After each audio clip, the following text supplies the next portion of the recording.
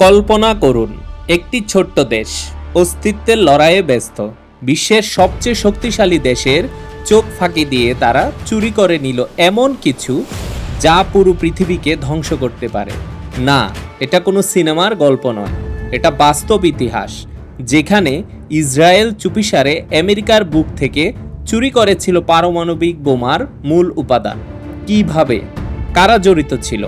আজ শুনুন সেই অবিশ্বাস্য কিছু সত্য কাহিনী। 1950-এর দশক, ইসরায়েলের প্রধানমন্ত্রী ডেভিড বেন গুরিয়ন ঘোষণা দিলেন, আমরা যদি টিকে থাকতে চাই তবে আমাদের যা চাই এমন অস্ত্র যা শত্রু একবার দেখলেই কাঁপবে। এ কথার মানে ছিল পারমাণবিক বোমা। তবে সমস্যা ছিল একটাই, ইসরায়েলের হাতে ছিল না পর্যাপ্ত উচ্চমাত্রার ইউরেনিয়াম, যা পারমাণবিক বোমার প্রধান উপাদান। পেনসিলভানিয়ার অ্যাপোলো শহরে ছিল একটি ছোট্ট nuclear company, NUMEC, nuclear materials and equipment corporation. এই প্রতিষ্ঠানের মালিক ছিলেন ডক্টর জালমান শেপিরো, একজন আমেরিকান ইহুদি যিনি ইসরায়েলকে নিঃশর্তভাবে ভালোবাসতেন। নিউমেক এর কাজ ছিল পারমাণবিক চুল্লির জন্য ইউরেনিয়াম প্রস্তুত করা, কিন্তু পর্দার আড়ালে চলছিল ভিন্ন কিছু। 1968 সাল, নিউমেকে হঠাৎ করে এসে হাজির হলেন কয়েকজন ইসরায়েলি বিজ্ঞানী, যাদের মধ্যে একজন ছিলেন রাফায়েল এইতান, পরবর্তীতে মোসাদের ডিরেক্টর হন। তারা দাবি করেন তারা নাকি একটি পারমাণবিক গবেষণা দেখতে এসেছেন, কিন্তু এ ছিল একটি ছদ্মবেশ।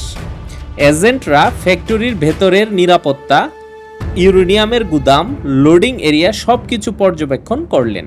বছরখানেক পরে আমেরিকার এনার্জি কমিশন খেয়াল করল নিউমেক এর হিসাব থেকে প্রায় 200 পাউন্ড উচ্চমাত্রার ইউরেনিয়াম গায়েব। এই ইউরেনিয়াম দিয়ে অন্তত 10টি পারমাণবিক বোমা বানানো সম্ভব। কোথায় গেল এই ইউরেনিয়াম? কোথায় গেল এই ইউরেনিয়াম? কোনো বিস্ফোরণ? কোনো দুর্ঘটনা? না, কিছুই হয়নি। এই ইউরেনিয়াম চুপিসারে পাঠানো হয়েছিল ইসরায়েলে, গোপন কূটনৈতিক কন্টেইনারে, সরাসরি ডিমোরা পারমাণবিক চুল্লিতে। FBI, CIA সবার নজর গেল নিউমেক এর দিকে। তদন্ত হলো, ফাইল তৈরি হলো, কিন্তু কেউ কিছু প্রমাণ করতে পারল না। কারণ ছিল ইসরায়েল তখন আমেরিকার মধ্যপ্রাচ্যের ঘনিষ্ঠ মিত্র।